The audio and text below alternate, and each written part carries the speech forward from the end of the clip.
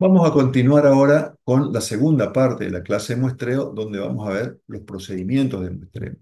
Ya habíamos explicado en el video anterior que era necesario realizar un buen muestreo para que los resultados obtenidos en la muestra representen de manera realista lo que ocurre en las poblaciones. ¿Sí? Ahora vamos a ver procedimientos de muestreo. Y acá algo que les tiene que quedar bien claro es que cualquier muestreo que nosotros apliquemos, nosotros vamos a ver cuatro, ¿sí?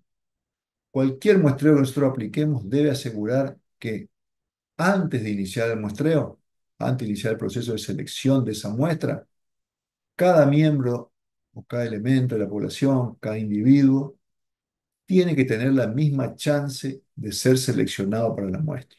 ¿Sí? Es decir, si en la población hay 50.000 personas, bueno, antes de que empiece el procedimiento de selección, todos tienen la misma probabilidad de ser seleccionados para la muestra. ¿Sí? Entonces ahora vamos a ver distintos muestreos, distintas formas de tomar esa muestra a partir de la población, pero lo que les tiene que quedar primero en claro es que cualquier muestreo que apliquemos debe asegurar esto. Vamos a empezar con el más sencillo, el muestreo aleatorio simple. Fíjense que la palabra aleatorio va a estar en todos los tipos de muestreo. ¿Qué nos dice el muestreo aleatorio simple? Cada elemento de la población tiene la misma chance de probabilidad de ser seleccionado para formar parte de la muestra, no solo como dijimos antes de empezar, a medida que se desarrolla el proceso de muestreo. ¿Sí? De allí que también se ha llamado muestreo probabilístico. Entonces, en este caso, iremos seleccionando uno a uno los elementos de la población que van a formar parte de la muestra de manera aleatoria. ¿Sí? Y cuando hablamos de aleatorio, ¿qué estamos diciendo? Aleatorio es sinónimo de azaroso, es decir, es el azar. Y a veces en esto salen mal en los finales porque dicen, consiste en tomar una muestra al azar. Bueno, pero ¿y cómo se toma una muestra al azar? Y bueno, la población tiene 1.000 y selecciono 20 al azar. Bueno, ¿cómo seleccionar 20 al azar? O sea, seleccionar 20 al azar no es simplemente decir, los elijo al azar. Si yo los elijo, no hay azar, lo estoy eligiendo yo. Entonces, ¿cómo hacemos para que el azar sea el que decide qué elemento participa de la muestra y qué elemento no? Bueno, aquí tenemos algunos ejemplos. Deseo conocer características de alumnos de primer año. Bueno, en primer año este año tenemos alrededor de 300 alumnos en bioestadística. Bueno, voy a tomar una muestra de 20, de 30. ¿Cómo selecciono esos 20 o 30 para que sea el azar el que los eligió y no yo? ¿Sí? La incidencia de mastitis en vacas lecheras de la provincia de Córdoba. Hay muchísimas vacas lecheras en la provincia de Córdoba, ¿sí? Pero a diferencia de los alumnos de estadística, que en algún momento de la semana todos están por la facultad, o el día que tenemos clases de estadística están todos ese día en distintos horarios en las comisiones, las vacas lecheras están desparramadas en tambos de la provincia, ¿sí? Entonces, ¿cómo hacemos para que todas las unidades de análisis sean tomadas totalmente al azar? Y bueno, hay que sortear, por ejemplo, ¿sí? Es decir, ¿qué significa sortear?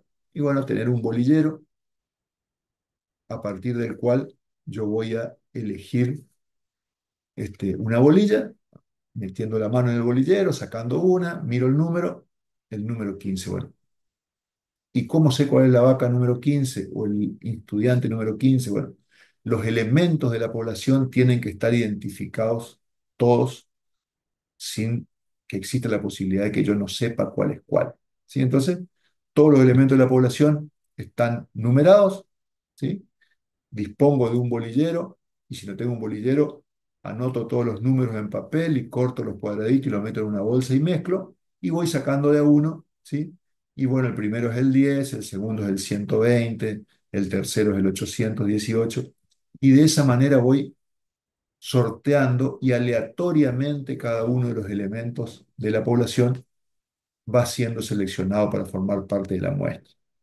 Entonces, eso es una verdadera muestra aleatoria, ¿sí? Donde yo no elegía los elementos, ¿sí? Sino que los elementos fueron seleccionados mediante un método dominado por el azar.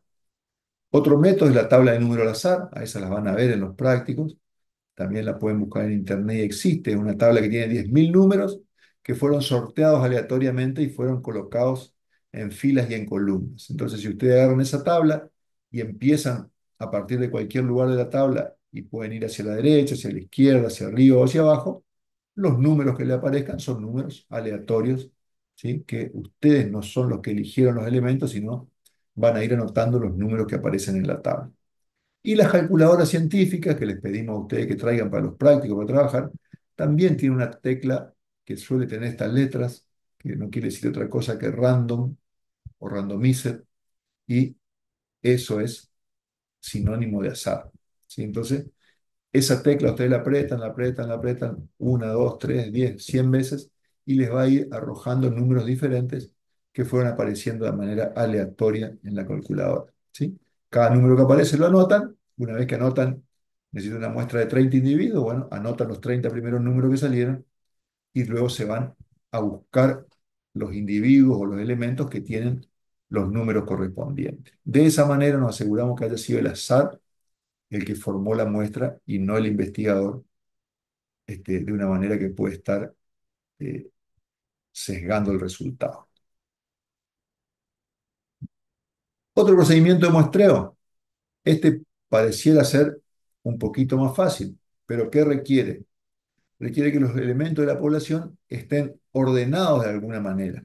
¿Mm? Por ejemplo, tarjeteros, archivos de fichas, listas de alumnos, casas por cuadra.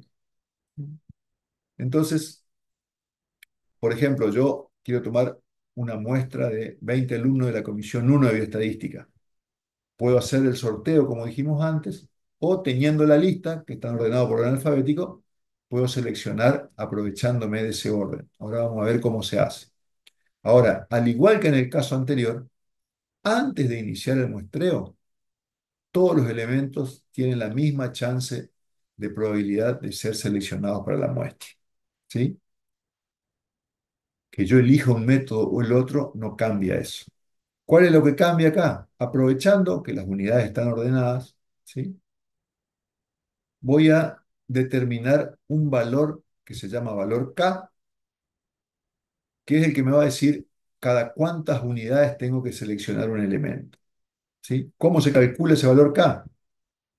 Obviamente es para poblaciones finitas, que yo conozco el número, dividiendo el tamaño de la población sobre el tamaño de la muestra, ¿sí? Entonces, yo puedo estar interesado, perdón, en estudiar cualquiera de estas características en los alumnos de primer año o la incidencia de mastitis en vacas lecheras. A los, a los estudiantes los tengo ordenados por número de tarjeta. Bueno, ya no hay más tarjetas. Los puedo tener ordenados por orden alfabético. Y las vacas tendrán su caravana en la oreja identificatoria. Los tengo ordenados por número de caravana. Bueno, podrían ser 420 alumnos de primer año o podrían ser 420 las vacas del TAM. Quiero tomar una muestra de 20. ¿Qué hago? Calculo el valor K aplicando esta fórmula. 420 dividido 20, que es el tamaño de la muestra, 21. ¿Sí? ¿Eso qué quiere decir? Que cada 21 elementos ordenados, yo voy a ir seleccionando uno. ¿Sí? Dejo pasar 20, agarro uno. Dejo pasar 20, agarro uno. Dejo pasar 20, agarro uno. Entonces, ¿cuál es la diferencia con el muestreo aleatorio simple que vimos antes? El sorteo se hace una sola vez. Se sortea el primer número. ¿Sí? Entonces, hasta que yo haga ese sorteo, todos los elementos de la población tenían la misma chance de ser seleccionados. En el sorteo pudo salir el 1, pudo salir el 5, pudo salir el 15. Puede salir desde el 1 hasta el 21, cualquier número. ¿Sí? No puedo poner más que 21 porque el número K es 21. Entonces, hago el sorteo. Salió seleccionado el 8. A partir de ese momento, ya hay 20 elementos de la población que van a formar parte de la muestra y 400 que no. ¿Sí? Es decir, en este momento se definió a los 20 elementos de la muestra. No es como en el anterior que yo tenía que hacer 20 sorteos si quería una muestra de 20 para conformar la muestra. ¿Cómo hacemos esto? Bueno, una vez que calculamos el número K y sorteamos, por ejemplo, salió el 8, avanzamos de a 21, es decir, de acá a unidades. Fíjense, hice el sorteo, calculé K, me dio 21, el primero fue el 8. Bueno, este individuo va a ser seleccionado. ¿Cuál va a ser el segundo? 21 más 8, el 29. ¿Cuál va a ser el tercero? 29 más 1, 50. Y así le voy a ir sumando 21 a cada, este, a cada número hasta que voy a llegar a tener mis 20 elementos seleccionados. El último va a ser el 407. Fíjense que se fue sumando 21 cada vez. El último va a ser el 407, que si yo le llegara a sumar 21, ya me va a dar 428. No hay alguien que tenga el número 428 porque solamente hay 420 elementos en la población. ¿Sí? Entonces, este muestreo me ahorra tiempo. En lugar de sortear 20 veces, sorteo una sola vez. ¿Sí? Entonces, podría ser, por ejemplo, ustedes van a hacer pasar 400 vacas por una manga, por un corral. Bueno, hacemos el sorteo, sale la vaca número 5. Bueno, hacemos pasar 4, a las 5 la sacamos fuera para muestrear, dejamos pasar 20, sacamos la 25 para muestrear, y así cada 20, cada 21, según lo que nos diga el valor K, vamos a ir seleccionando nuestra muestra y dejando pasar los animales. Entonces, en ese caso, como sabemos que las vacas, si bien no están ordenadas ni están numeradas, pero van a ir pasando de a una por la manga, porque no entran de a dos, y bueno, tenemos un método que nos permite mediante el muestreo sistemático, tomar una muestra aleatoria de esos animales que por ahí no tienen una caravana o no tienen un número identificatorio, pero sí tienen un orden que va a ser el orden por el que pasen por la manga. ¿Se entiende? Entonces, es buscar la manera de que sea el azar el que seleccionó los animales de la muestra y no el investigador, que a veces dice, sí, los elegí al azar, pero nadie elige las cosas al azar, ¿eh? Siempre hay un poquito de este, lo que nos manda el cerebro nos termina haciendo elegir, aunque no nos demos cuenta. Otro muestreo. Este más que un muestreo es un cuidado que tenemos que tener, porque yo en muchas oportunidades voy a estar interesado en muestrear variables, ¿sí? Que se relacionan con otras variables del individuo que las afectan, ¿sí? Entonces, yo estoy interesado en estudiar una característica, pero el individuo, o sea, si es una persona o un perro o un caballo, no tiene una sola variable, ¿sí? Tiene muchas variables, ¿sí? Y algunas afectan a otras. Por ejemplo, yo puedo estar interesado en estudiar cualquiera de estas variables: el peso, la altura, la proporción de sexo, la agudeza visual de los alumnos de primer año. Pero, fíjense lo que dice acá, el sexo influye en la altura, ¿sí? ¿Alguien duda que los varones son más altos que las mujeres? ¿Sí? Obviamente, seguro que si se ponen a mirar alrededor en el curso, va a haber algún varón petizo que es más bajo que una mujer alta.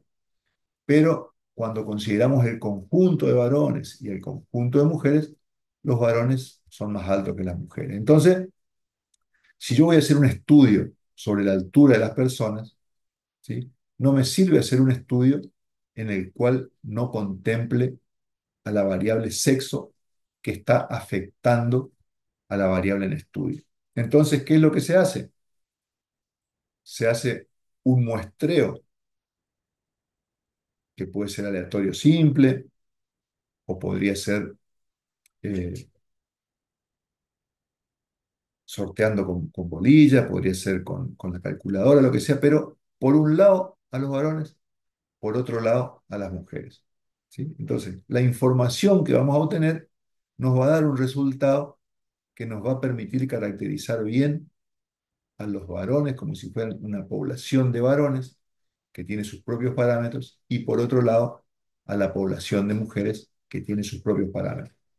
pero de nada me serviría trabajar con este, un único grupo de datos, ¿sí? Porque me va a dar un valor intermedio y si cuando hago el sorteo me salen por azar, en lugar de cantidades iguales, me salen 15 varones y 20 mujeres, al haber más mujeres que varones, el resultado va a ser más parecido al valor de las mujeres que al valor de los varones. Entonces, tampoco me va a servir demasiado. Entonces, cuando ocurren estas cosas, fíjense algunos ejemplos, el sexo influye en la altura de las personas, la edad en la agudeza visual, ¿sí? A medida que la gente se va poniendo más vieja, ve cada vez menos, ¿sí? Entonces, si yo quiero hacer un estudio de la población, me sirve poner en el mismo grupo, en la muestra, a una persona de 15 años, a una persona de 40 y una persona de 80, si ya sé que la vista se va deteriorando. Y digo la vista como son muchas otras cosas, ¿eh? La calidad de vida eh, va disminuyendo porque, bueno, nos vamos poniendo viejos, como dice la canción. Entonces, tenemos que considerar estas cosas. ¿Mm? La edad de las vacas y la época del año influye sobre la incidencia de mastitis en vacas lecheras. Entonces, si yo voy a tomar una muestra, y bueno, posiblemente la incidencia de mastitis sea mayor en vacas de diferentes edades, no debería mezclar los resultados si antes de hacer el estudio yo ya sé que pasa eso. Otro tipo de muestreos, el muestreo aleatorio por conglomerados. ¿Sí? Cuando hablamos de conglomerados, ¿qué hablamos? De una agrupación, ¿eh? Una conglomeración de elementos. ¿Por qué decimos esto? Porque en muchas ocasiones las unidades de análisis para las cuales a partir de las cuales vamos a obtener la información, forman grupos o conglomerados que están aislados unos de otros, ¿sí? Pero que son muy similares entre sí. Entonces, la mayor variabilidad se da dentro de los grupos. Dentro de los grupos hay elementos de diferentes sexos, de diferentes edades, mucha variación dentro de los grupos, pero si yo comparo un grupo con el otro, este, no hay mayor diferencias entre los grupos. Por ejemplo, hay grandes diferencias entre la forma en que viven las personas en Corrientes y la forma en que viven las personas en Resistencia. Y probablemente no, son dos conglomerados urbanos más o menos del mismo tamaño y posiblemente seamos más parecidos, bastante parecidos también a lo que ocurre en Posadas o lo que ocurre en Paraná o en ciudades más o menos de ese tamaño. Tal vez sí la vida sea diferente en pueblitos de 5.000 personas, 7.000 personas, o en ciudades muy grandes como Rosario, Córdoba, o la capital federal. Entonces, cuando yo voy a hacer un estudio, ¿sí? Puede ser que el conglomerado sea parecido a lo que pasa en otros conglomerados. Aquí tenemos un ejemplo bastante común. Yo quiero hacer un estudio en vacas lecheras, ¿sí? Pero me encuentro con que en la zona tambera más importante del país, que incluye parte de la provincia de Buenos Aires, la provincia de Córdoba y la provincia de Santa Fe, los tambos se manejan más o menos igual, ¿sí? No hay mayor diferencia entre la productividad y la forma que se maneja un tambo en Córdoba, de otro tambo de Córdoba que está a 100 kilómetros, o de un tambo en Santa Fe que está un poquito más lejos.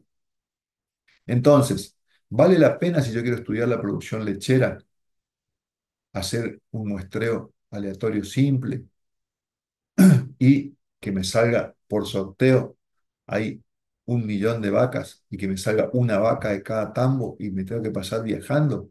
No, ¿sí? Si yo ya sé que todos los tambos se manejan más o menos igual, las vacas son de la misma raza, se trata de mantener las edades de manera controlada, de manera que siempre haya animales de distintas edades y las vacas que ya se ponen menos productivas se las va descartando.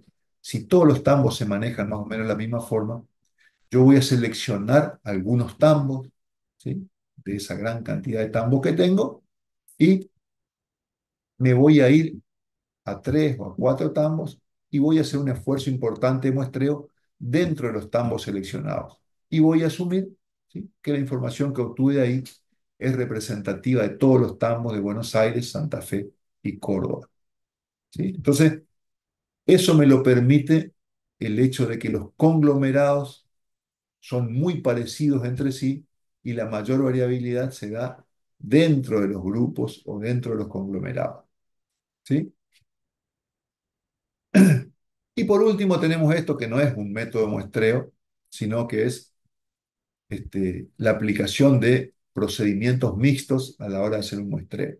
A veces los elementos que tenemos que estudiar, las poblaciones que tenemos que estudiar son muy complejas y no se prestan para,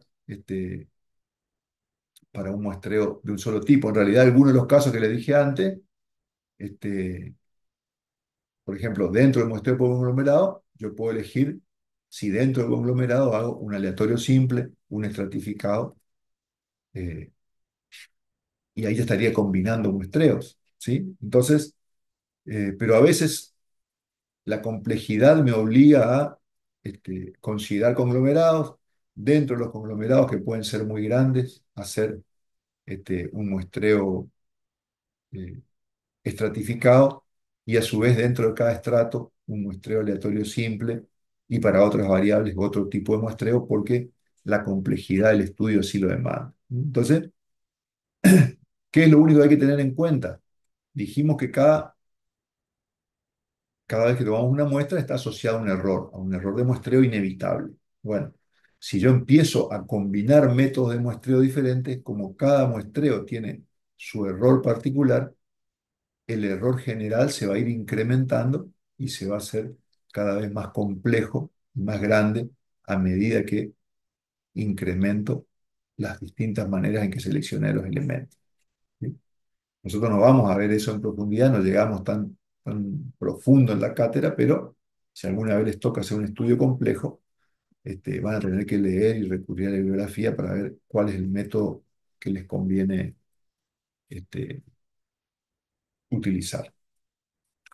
Y va a haber ocasiones en que la toma de la muestra representativa de la población es muy dificultoso ya por cuestiones imposibles de solucionar. Nosotros, por ejemplo, en la facultad trabajamos en el Instituto de Ictiología con peces, ¿sí? Y queremos estudiar la población de dorados en el río Paraná. ¿Y cómo lo hacemos? Y lo hacemos tomando muestra. Bueno, a nadie se le ocurriría hacer un censo de dorados, ¿eh? ¿Cómo hacemos para sacarlos a todos y estar seguros de que tomamos los datos de todos? Imposible. Bueno, vamos a tomar una muestra.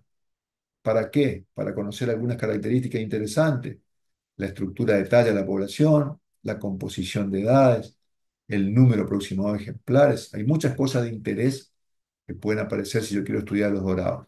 Ahora, ¿cómo hago para tomar una muestra y tener cierta confianza de que es representativa de la población? Y bueno, coloco una batería de redes. Nosotros trabajamos con redes que son desde redes muy chiquitas que tienen un tamaño de cuadrito de 2 centímetros hasta redes grandes que tienen un tamaño de cuadro de 20 centímetros. Obviamente, en una caen los doraditos que tienen pocos meses de vida, en la otra caen los dorados de 7, 8 kilos para arriba. Ahora, esa muestra que yo tomo es representativa de la población. ¿Dónde coloco las redes? Las coloco sobre la costa. No las puedo poner en el medio del río porque corre mucho y es muy profundo. Y si las pongo sobre la costa, los dorados más grandes que están en el medio tienen la misma probabilidad de caer y van a caer en la misma proporción con que se encuentran en la población o van a caer menos. Entonces, ese tipo de cuestiones que son inherentes al material de estudio nos obligan a trabajar con distintas estrategias.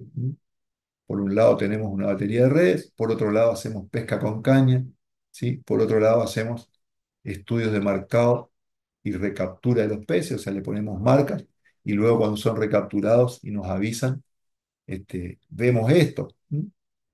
Aquí tenemos, por ejemplo, cuando pescamos con las redes, sacamos los doraditos, los pesamos, los medimos, pero cuando pescamos con caña, todo es pesca con devolución y los ejemplares son devueltos al río, ¿sí? Y cuando hacemos, tal vez hayan visto alguna vez nuestro programa de peces marcados, cada pescado que se saca se le coloca una marca que, por ejemplo, como en este caso, este dorado grande que fue marcado una vez fue recapturado otras 4 veces por distintos pescadores, ¿sí? Y bueno, se hizo famoso porque salió 4 veces más en la foto, además del día que fue pescado por primera vez. Después tenemos casos de animales que recorrieron miles de kilómetros, más de 1000 kilómetros, entre el lugar que se lo marcó y el lugar que se lo recapturó. Entonces, es una estrategia más que utilizamos para conocer el número de elementos que hay en la población. Y esto lo terminamos rápidamente al simplemente mostrarles que cuando van a trabajar en Infostat van a tener que abrir archivos, ¿sí? Como cualquier Word, y una vez que tengan el archivo abierto, tienen que ir, una vez que está el archivo abierto con los datos, van a tener que ir a la pestaña aquí, ¿sí? Y buscar el muestreo-remuestreo, ¿sí? Y buscando aquí el muestreo-remuestreo van a poder tomar muestras a partir de la población. Le van a tener que indicar al programa cuántos elementos quieren tomar, ¿sí? Y cuántas muestras quieren tomar, y rápidamente el programa les, por ejemplo, en este caso, se le pidió que tomen muestras de 5 elementos. Bueno, la cantidad de muestras que ustedes le piden les va a tomar aleatoriamente el programa, y de esa manera ustedes van a poder ver que cada muestra es diferente a las demás. Por eso es que